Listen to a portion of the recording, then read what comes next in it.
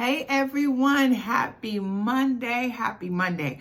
I am so excited that I get to come before you another Monday and being able to proclaim that this is the day that the Lord has made and we will rejoice and be glad in it. Why? Because it is a good day. Well, I'm excited to come to you with this devotion today.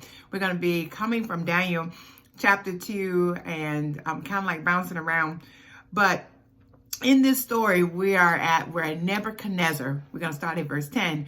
But Nebuchadnezzar dreams a dream. And he goes to his astrologer and says, hey, I have dreamed a dream. And they were like, yes, tell us about it. And he goes, I don't even know. He said, I don't even know what it was, but I need you to tell me. And they're like scratching their heads like, are you kidding me? What are you talking about? And he's like, no, you all need to tell me what this dream is. And he says, if you don't tell me, I'm going to cut your body in pieces. I'm going to kill all of y'all. So the astrologers, starting in verse 10, this is what they end up answering the king behind this. And they says, there is no one on earth who can do what the king asks. No king, however great and mighty, has ever asked such a thing of any musicians or enchanters or astrologer. And what the king asks is too difficult. We can't help you with this. No one can reveal it to the king except the gods. And they do not live among us. I'm reading out of the NIV. And so then in verse 27, we see that Daniel gets the message, what's going to happen, that they all going to die. And Daniel goes before the Lord.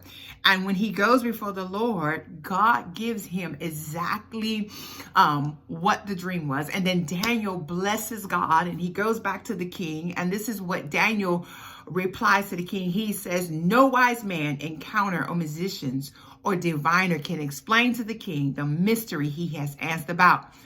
But there is a God. And I want you to say this with me right now. But there is a God. And he's in heaven who reveal mysteries. And today my topic is nobody but Jesus.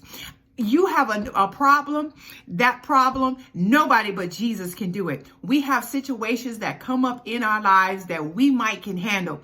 But then there are situations that come up in our life and you're like, no, nobody can do this but Jesus. Not Allah, not Muhammad, not Buddha, not Hare Krishna.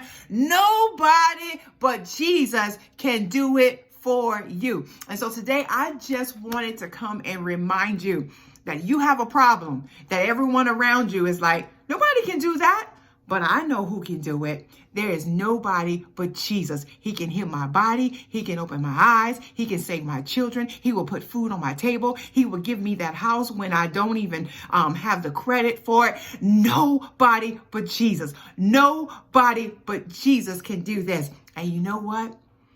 There are situations that God allows to happen because there is a crowd standing around. And that day, Nebuchadnezzar knew that there was nobody but Jesus that can do it. Those astrologers and musicians knew nobody but Jesus can do it. Put your hands together and thank God, because nobody can do it but him. Nobody could have saved you but Jesus. Nobody could pick you up. Oh my God. Nobody can do it. Nobody but Jesus. I felt this ringing in my spirit this morning just to come to you and to encourage you. You got a problem and you can't fix it. Who can solve it? I do know that there is a God, and that God is Jesus. That's Jesus. I pray over you today, and I declare the peace of God over your mind today. And whatever that might comes during this week, and it's something that you can't handle, nobody but Jesus can handle it. And so, God, I pray over your vessels today that they will be encouraged to know that nobody can do it but you. All right, everybody, be blessed. And remember, nobody but Jesus can do this.